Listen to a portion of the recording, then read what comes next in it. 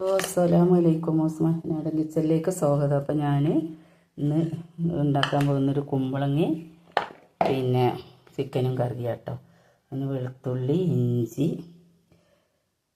പിന്നെ സവാള, കുമ്പളങ്ങ. അപ്പം ചട്ടി അടുപ്പത്ത് വെച്ചിട്ടുണ്ട്. നമ്മൾ ആദ്യം അത് വഴറ്റി നമ്മൾ ഉലുവ ഇട്ട് കൊടുക്കുക കേട്ടോ.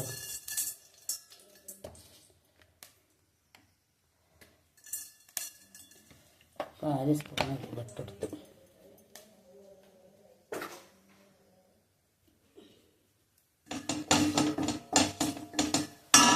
അതിലേക്ക് ഉള്ളിയും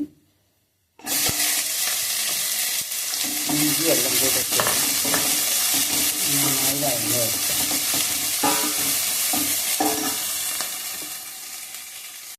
കുമ്പളങ്ങി ഇറച്ചിയും മസാലയും കൂടെ ഇട്ട് കൊടുത്തട്ടോ. മല്ലിപ്പൊടി, മുളക് പൊടി, ഗരം മസാല ഒന്നിച്ച് പൊടിച്ചാട്ടോ. അതിൻ്റെ കൂടെ ഞാൻ 2 ബദാം പരിപ്പും വാൽനറ്റും ഒക്കെ പൊടിച്ചെടുത്ത് എന്നിട്ട് ഇനി നമ്മൾ ഉപ്പും കൂടെ വാരി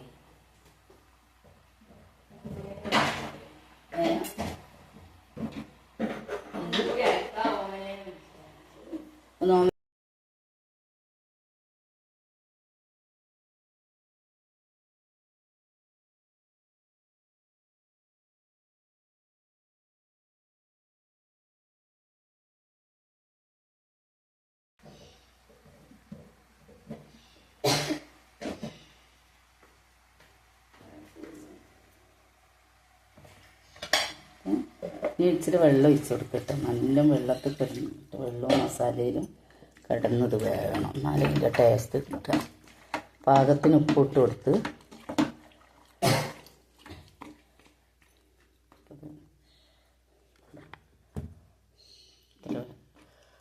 കിടന്നിട്ട് എല്ലാം വേകട്ടെ. നമ്മളിനി മൂടി വെക്കുക. വേകട്ടെ. കറി നോക്കട്ടോ. എല്ലാം തിളച്ച്